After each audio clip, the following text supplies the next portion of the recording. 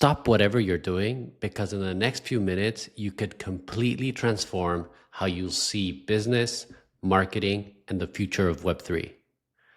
Today's guest, Armin ZadakBar, isn't just a serial entrepreneur.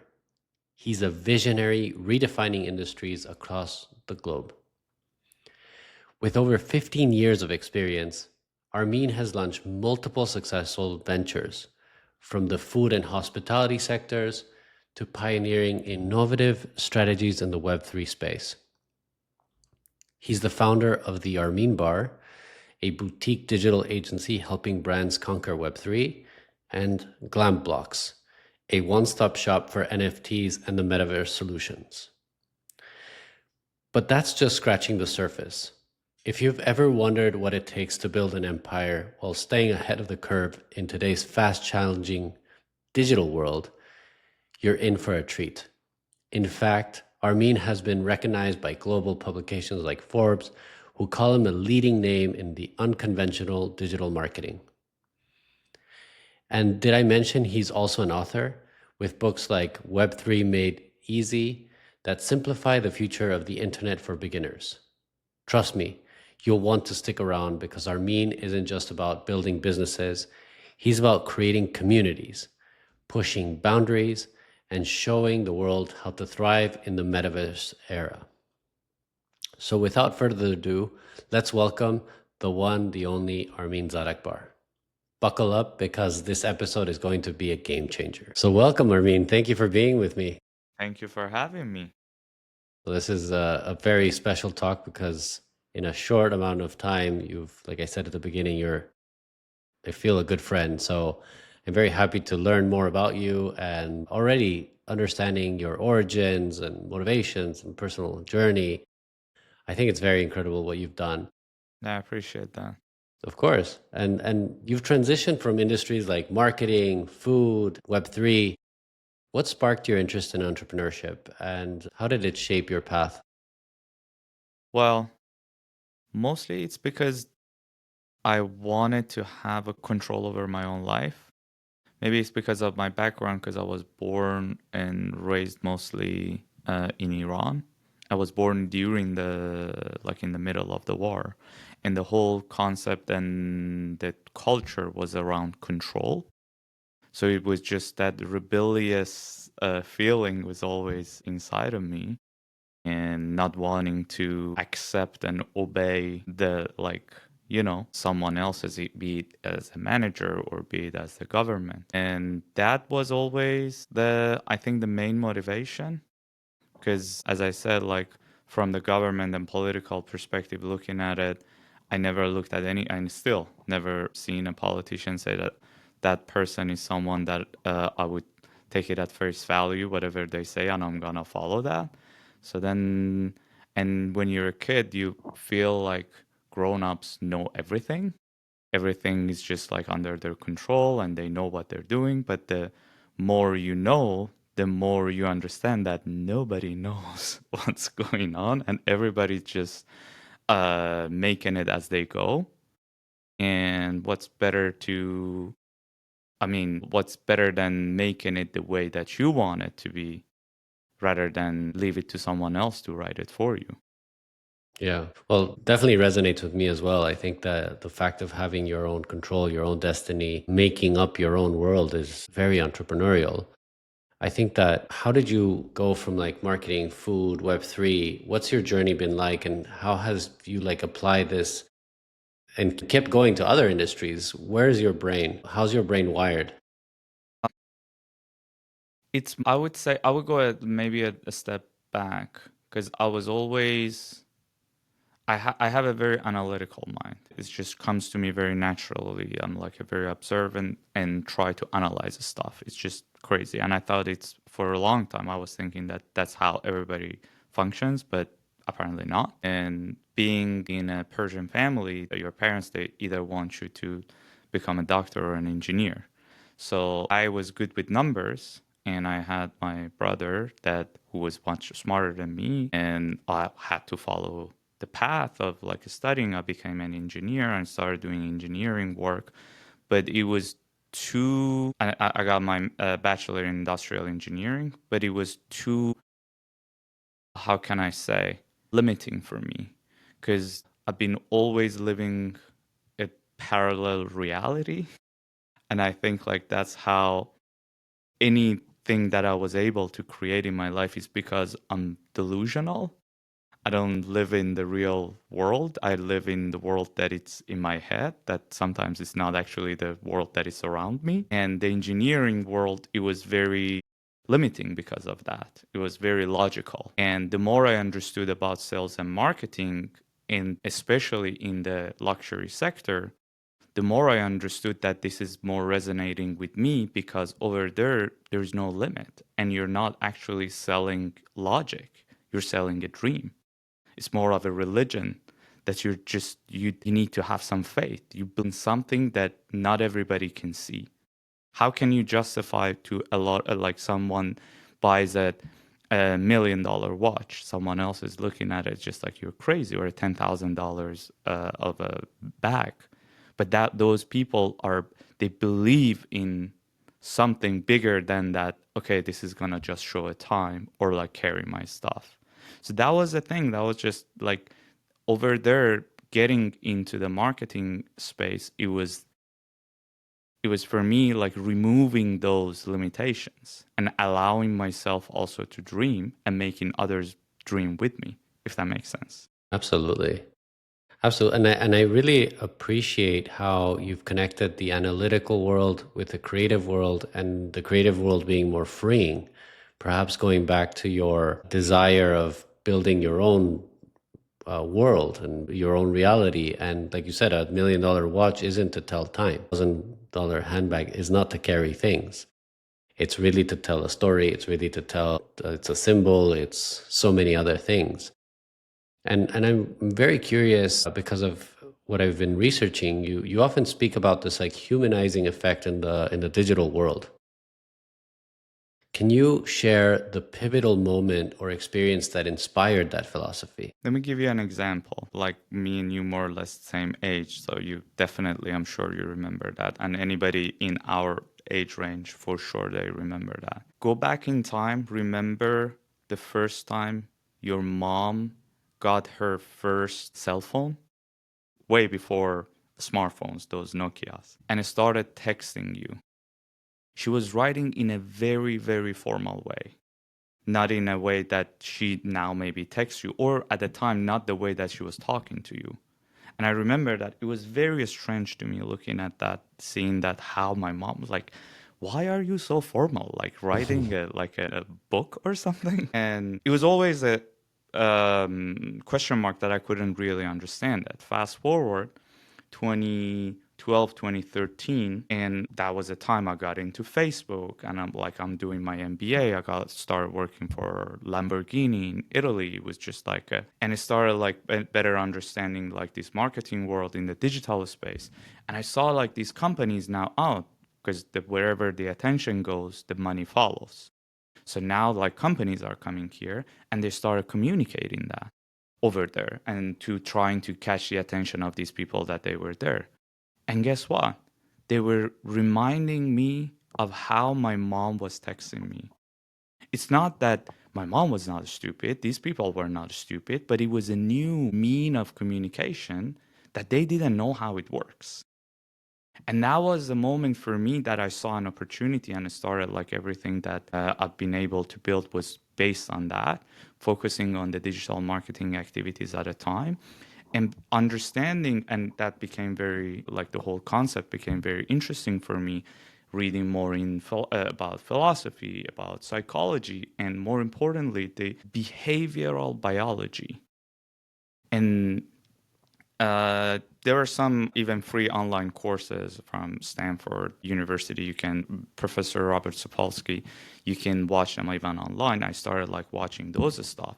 And it was fascinating to me that if this is a machine, we are a complicated machine, and then bring in my analytical mind, engineering mind, the best way, the easiest way to understand how machine works, how a machine acts or reacts to certain internal or external triggers, is to break it down into smallest pieces possible. Then when you understand these small pieces, then you can understand how they work with each other. So then when you understand that, okay, we are also a complicated system, and this system, if we understand how it acts and reacts with internal, external triggers, then you would be able to have this machine do certain things the way you want it to do, get the outcome that you want. It sounds can be very positive or very negative, depends on how you want to look at it. And then you understanding that a lot of the behaviors that we have, it's also because of the chemical reactions that happens in our body. Then it would be how I can trigger certain chemicals to be released in the body that would make some people feel certain way, and that would increase the chance of them taking certain actions. And then going to that rabbit hole, there is an amazing book by Nir Eyal.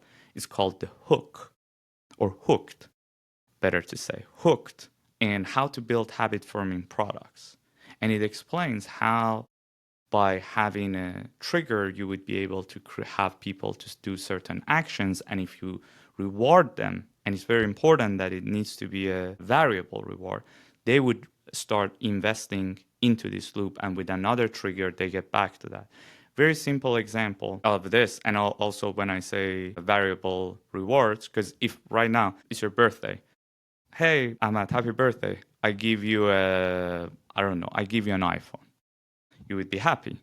Then after this call, you have another friend coming over. Hey, Ahmad, happy birthday. And he gives you an exact same iPhone. You're not going to be as happy as you were when you got the first one.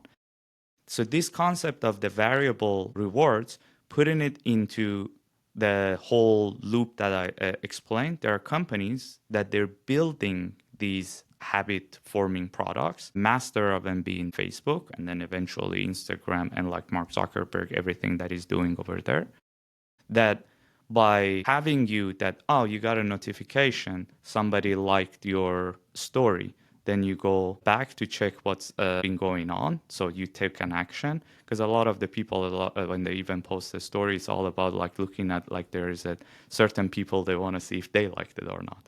Then they're going to see that. Then if after now that I'm there, it feels good because it's just a variable, because every time it's different people like it, or how many people see it, if they clicked on a tag or not. These are the variable stuff. Then it becomes, now I like that, now I'm going to invest into it. What is that? I'm going to do another story. And then there's going to be a notification, then I'm going to be back into the loop. And then that was this is also obviously a not very positive example of it, but this is how I started to understand that, wow, if you understand the human psychology and biology, doesn't matter even if there is a screen in between, you can impact behaviors. But like, let's just try to do that in a more positive way as possible, not in just focusing on corporate profit. Fascinating. And I think I like how you use the example of your mom feeling different on text versus feeling in person. You think, why is there a disconnect? And how really the humanizing of the digital world is reducing that gap. So it feels like they're actually talking to you, so that when you look at something, it triggers an emotion and a response from you. And I think that the more AI now is taking over, the reason why it's taking over, it's because it's humanized. AI existed 20 years ago. More than 20 years ago. Maybe, exactly. The machine learning concept was Excel is an AI. The people don't really compute. Anything that's computer generated is really machine learning. It is algorithmic. And just now that ChatGPT started talking back to us, we think, whoa, now it's alive. But it was always alive. And I think that what you've very clearly explained is how different it feels to use Excel versus to use ChatGPT, because ChatGPT feels like you're talking to a human, and Excel does not. Absolutely. Absolutely. And then, if I may, one thing that,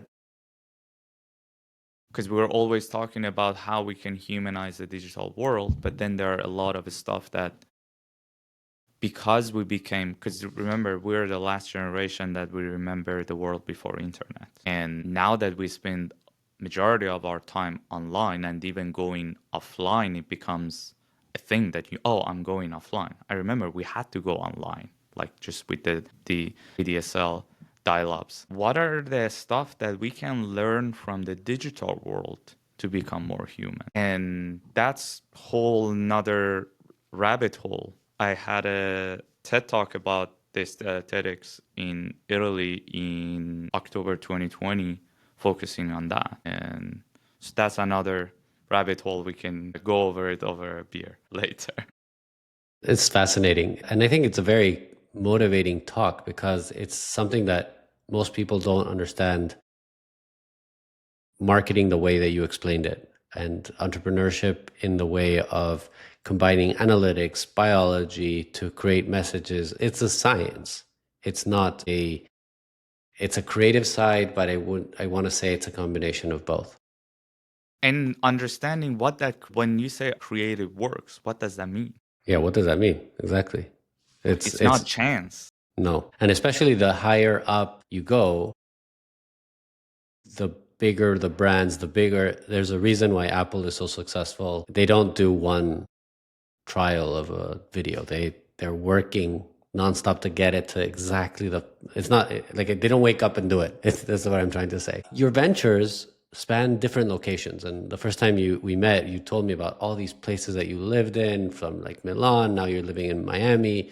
You've lived in different locations.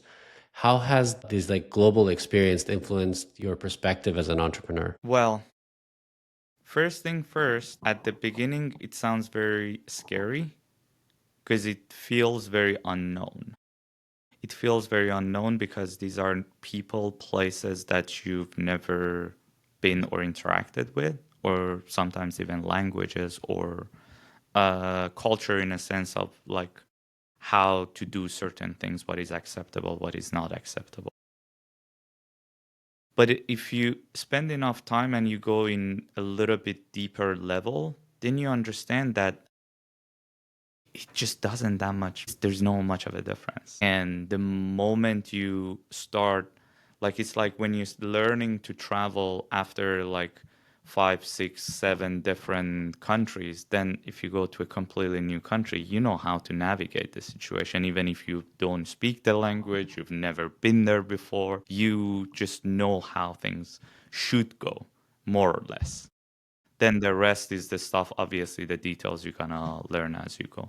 For me, it was like that. Better understanding, I had the privilege of living and working and building businesses in different parts of the world, from Middle East to Europe to North America, different cities, different countries, and scary at times, I'm not gonna lie. But like after a while, it becomes like, okay, I just need to, there's just certain processes that anywhere in the world you want to make a business. So I need to just incorporate a company. Then I need to have a tax advisor to better understand what's the, for what I'm trying to do, what's the best way of doing it. So then I need an accountant. Then I would need to understand if I can like have my employees locally, offshore. How does that work? And then after a while, it falls into the place. Yeah. And then when it comes to also marketing and sales, because first of all, if your product is good, then the marketing, it's not going to be that difficult. It's just a matter of, again, going back to that analytical skills, how I can simplify that, how I can break it down and explaining to people why they should buy what I'm selling, not necessarily telling them what I'm selling. I repeat that, why they should buy what I'm selling, not necessarily what I'm selling. Breaking again that down, it becomes more on tell them what they want to hear rather than what you want to tell them. Doesn't mean you need to lie. That's why I always say, like, if you go on our website, I have that very big, and I'm very proud of that quote. I say, our job is to figure out which part of your truth is marketable. So you don't need to necessarily lie, but if you have A, B, and C, doesn't mean that everybody wants the A, B, and C. Maybe B and C, like they're not even interesting for majority of the people that you're trying to talk to. So let's figure out which part of your truth is actually something they want to hear about.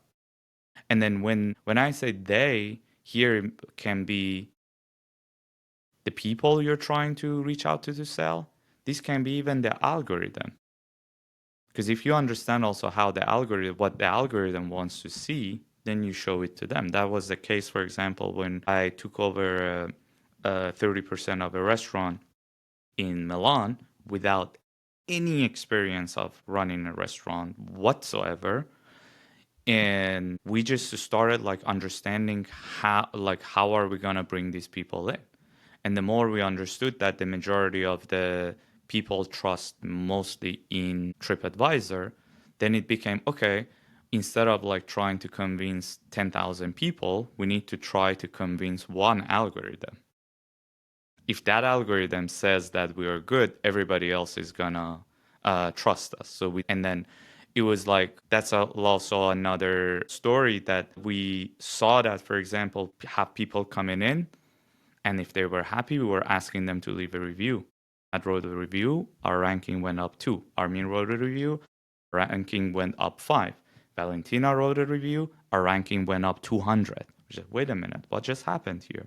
Then we noticed that, oh, wait a minute, Valentina versus Ahmad or Armin, she has like 500 reviews all over the world. So the algorithm gives a better weight to her reviews compared to me and Ahmad that we all have 2-3 reviews.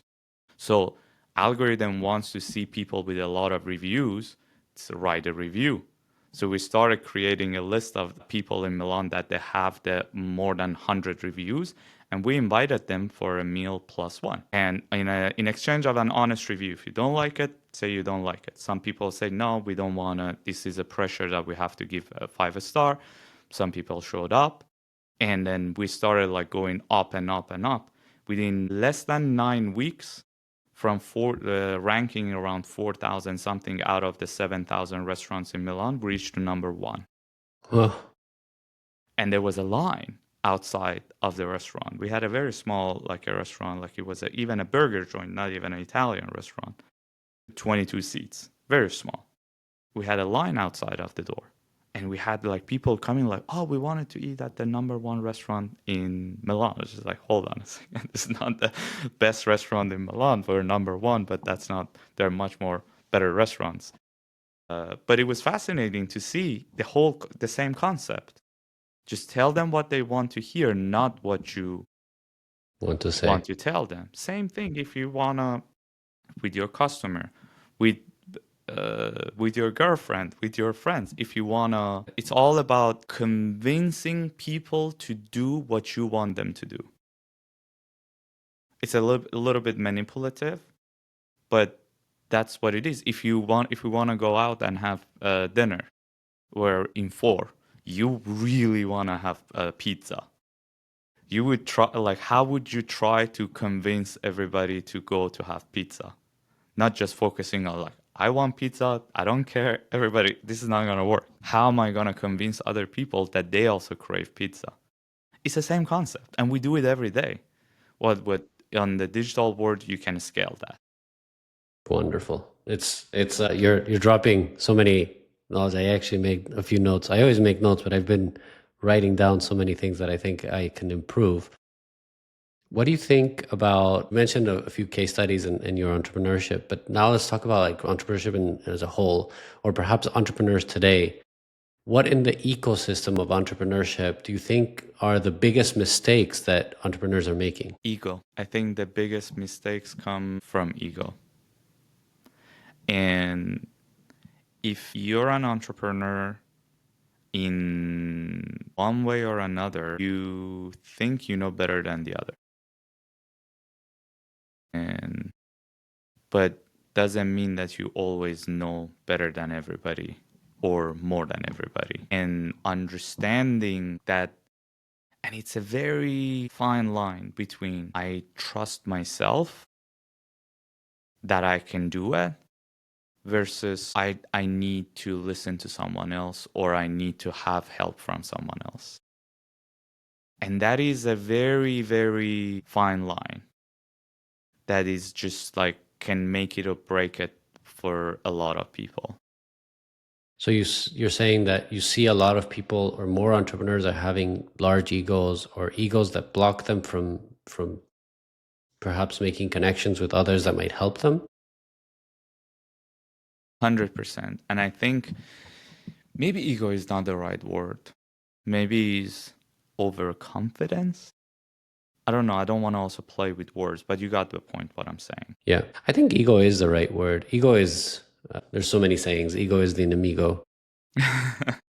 There's so many others that come to mind. It's just how, and I agree with you. I think that the entrepreneur of today feels empowered like never before, but that empowerment is not really empowerment. Sometimes it's feeling that they're in an island.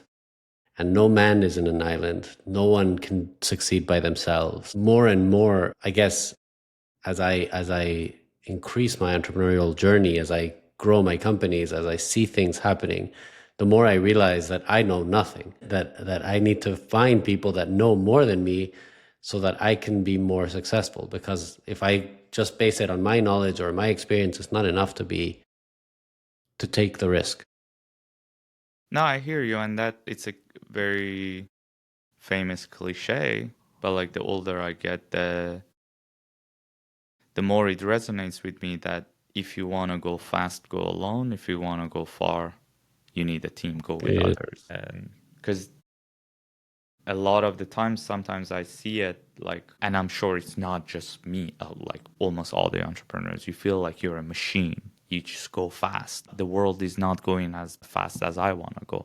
Other people are not as fast as I am. But the fact is, you're not faster than the world. Other people are not slower than you. Is that they don't have the same priorities as you. Doesn't mean that they have to go as fast on your priorities. Does that make sense? And but then when you find people, and that's what I like. I had this fun book I wrote, like Work Like a New Yorker, Live Like a Roman, and that like I had some quotes that have deep meaning for me and hopefully for people who read it, but also like funny. And I would say, if you want to be happy, spend time with the people who you have a common past with. But if you want to be successful, spend time with the people who you have a common future with. So, and why I'm saying that, because if you, with some other people, like you have a common future, then what's going to happen is that your priorities are going to overlap. And when your priorities are going to overlap, then you're not going to feel like, oh, I'm going fast, the world is slow.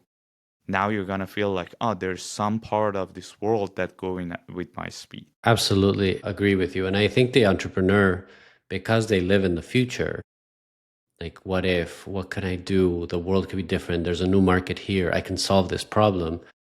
Gets frustrated with the dragging feet. Like, other people are not doing it. But then when you join the community of people that are forward, what you just said, the community of your future, you think you might even find that you're going slow. A lot of the times, yeah. And a lot of the times you're like, whoa, I think I thought I worked hard, but look at all these people that work harder than me and are more successful. I wish I had, it starts to like break your mind and starts losing that excuse of you are not the only one doing this. It's thousands of people, it's many people. And the more you surround yourself with that group of people, the more successful. I guess the easier it is for you to know the path. It's easier for you to feel encouraged and actually do the work instead of complaining about it. It's a lot of the times exactly what you said. Imagine someone comes to Miami, a friend of yours, a family of yours, come to Miami for the first time.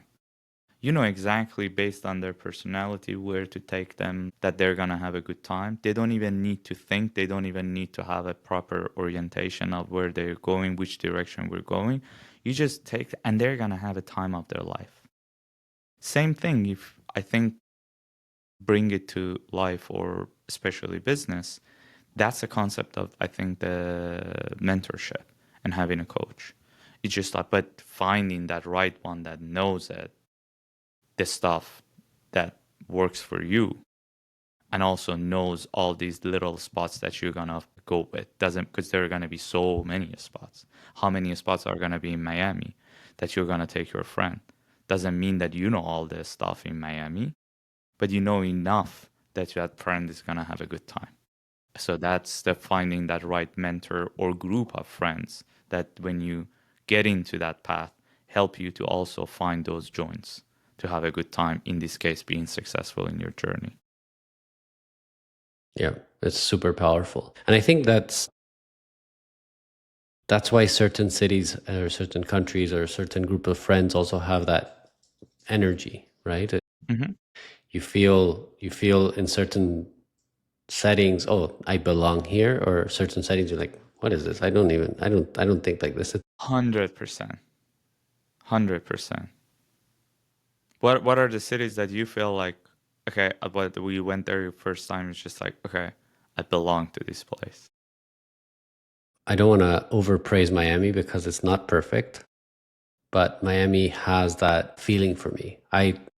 Some people come here for vacation. It's one city, but when you come here for work or you live here, I've met the most interesting people that are open to talking, whereas in other cities I've lived, it's harder to reach. I've found no matter how high they might be billionaires, they hustle, they wake up early, they are working hard, and then they still go to Publix and buy their own groceries. I still feel they're still in this world. I feel that they're still here. And then there's the other side of the aspiring entrepreneur that's thinking big, because this city allows you to think big. So I felt a lot of commonality there. When I go to Europe, and I love your book, actually, the title I think is incredibly intriguing, to work like a New Yorker and live like a Roman.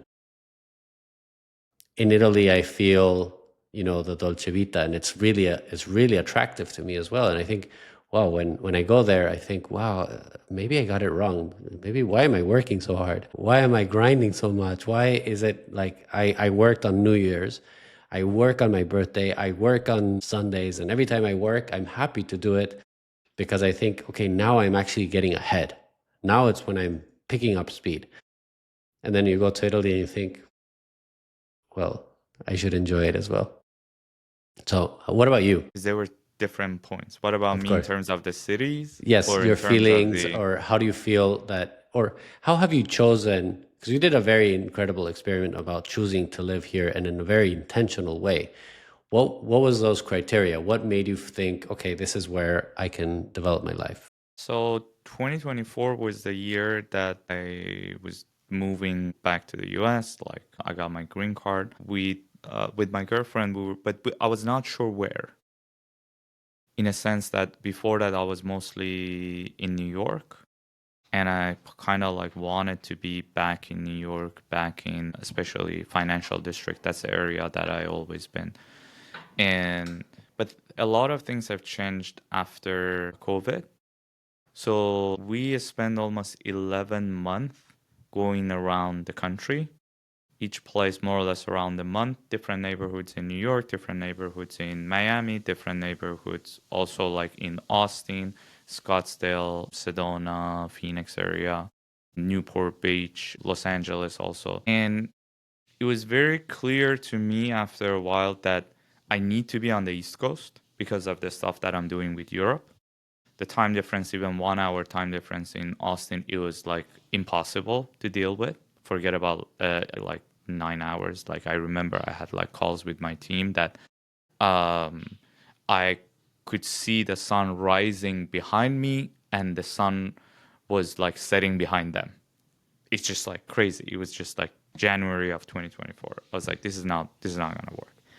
And then New York at the also one thing that I noticed, especially about New York and LA, that there are a lot of people who have a decent roots there, and it's all like, it's still very close, even though if you get to certain circles, which I was getting to because of family, friends, you're still an outsider. Places like Austin or Miami, like these two specifically, a lot of people that I meet there, like the last 5 years moved here. So there, a lot of people are new and they want to meet new people, that they're open to meet new people. It's warmer. And that's like was a huge, like I couldn't handle the cold in Milan or New York. And another thing that I noticed, that a lot of the conversation for some reason in New York or LA specifically, almost somehow all conversations become about gender or race. Almost all conversations in Miami becomes about health and wealth. I was like, this is where I want to be. This is where I want to, like, my focus, my attention to be on. Like, don't care about like your race or gender. I want to be the healthiest version of myself. I want to be the wealthiest version that I can be. And not necessarily it's the wealth in a sense of like the end goal, because what's the end of it? There's no end of it. There's always going to be someone wealthier than you. Even you think Elon Musk, like go look at the Saudi or Emiratis. There we're talking trillions. So it's just like but it's more of a tool than a mean, but then a like a objective. Because like that tool will allow you to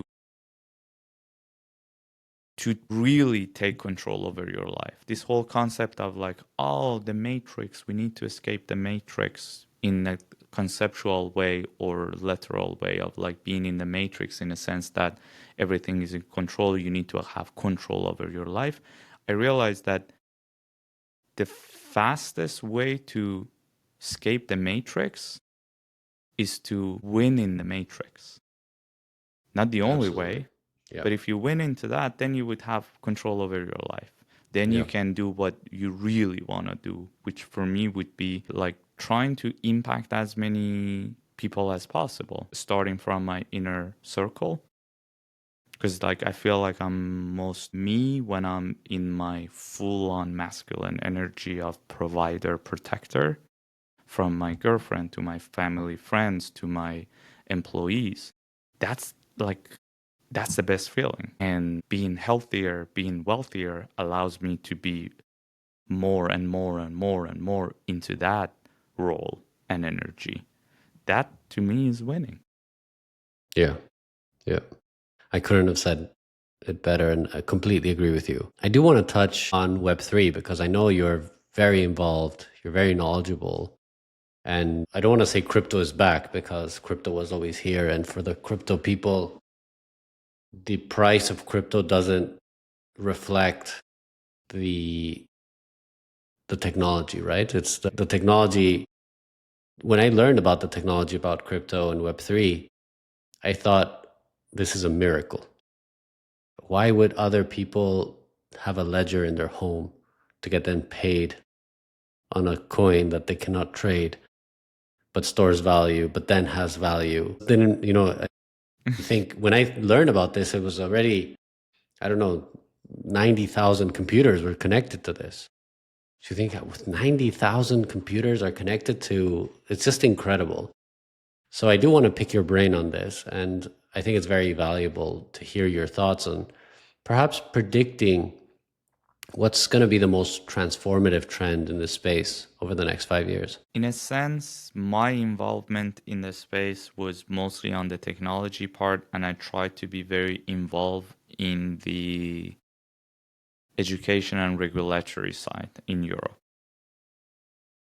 The reason being, maybe that's because of my, again, background, that I don't trust governments. When, especially after COVID, when I saw that the regulations that they're coming based on the blockchain technology or on the digital assets overall, cryptocurrencies included, and how people have no clue what's being regulated, and how this is going to impact their lives.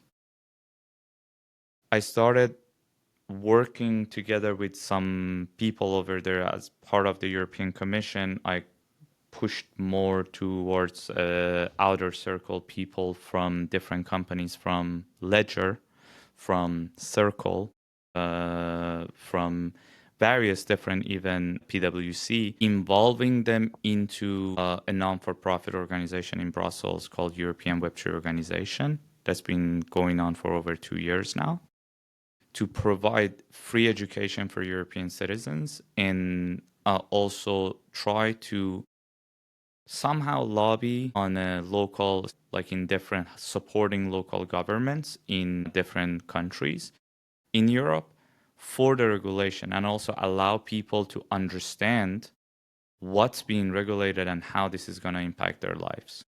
There's this whole concept of the digital rights, because everybody's talking about human rights, but there's whole nother concept of digital rights that is, I believe it needs to be put similar to the Declaration of Human Rights. We need to have a Declaration of Digital Rights, which we don't have. We have a lot of regulations, but we don't have a proper Declaration of Digital Rights.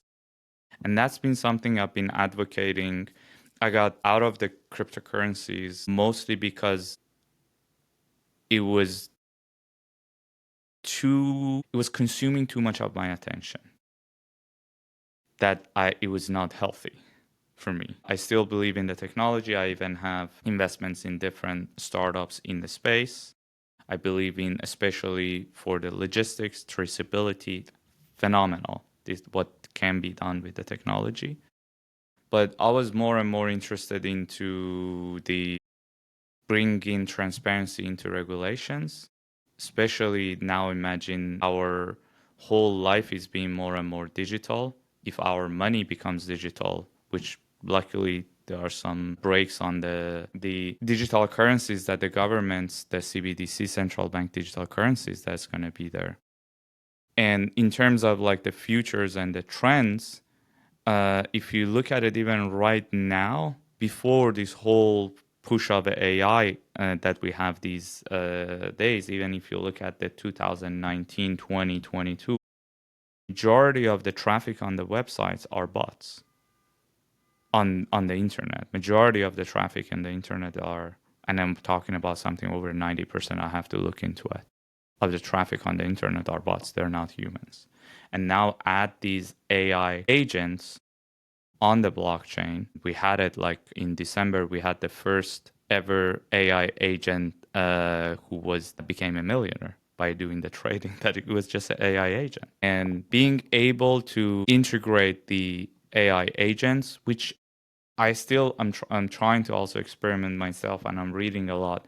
Still, I haven't seen a very proper use case, but we need to experiment. The combination of AI agent and the blockchain technology, that's going to be where it's going this cycle. You said a lot and very profound stuff. I do want to summarize a few points that stuck out with me, which is the declaration of the digital world. I think that is something that we feel foreign as humans. We believe, I don't know if it's sci-fi or limbic brain saying, if it's artificial, if it's not our friend, it's our enemy. And if we might become prey. I don't know what triggers that mentality.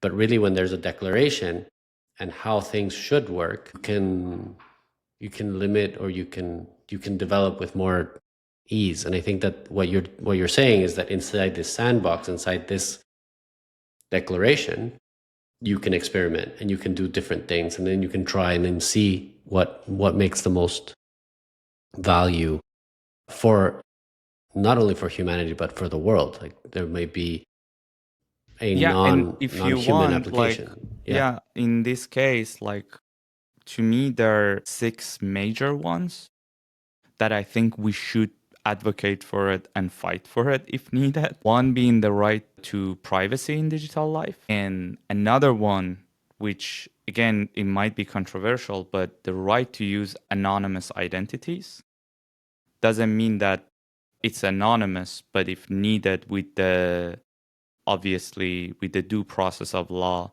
you should be able to understand who is behind that anonymous identity. But it's just like for a lot of reasons, people, because of they don't want to lose their job or get canceled or be called on names, they want to be anonymous online. Third one being the right to own and control or even transact digital assets without any intermediary. Another one similar to the right to participate when you go to like to be able to protest or participate in physical domains, also the right to participate in digital public commons, even like for example, the open source platforms. And very important, the right to exit from any digital service and claim your own data. That's also something a lot of like corporations fight against it. And of course, similar to the right to not be discriminated based on your age, gender, sex, and that's in the physical world, you should not have any discriminatory treatment in the digital world.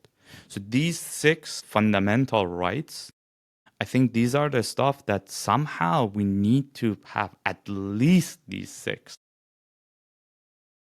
to be written and be the proper rights for every citizen.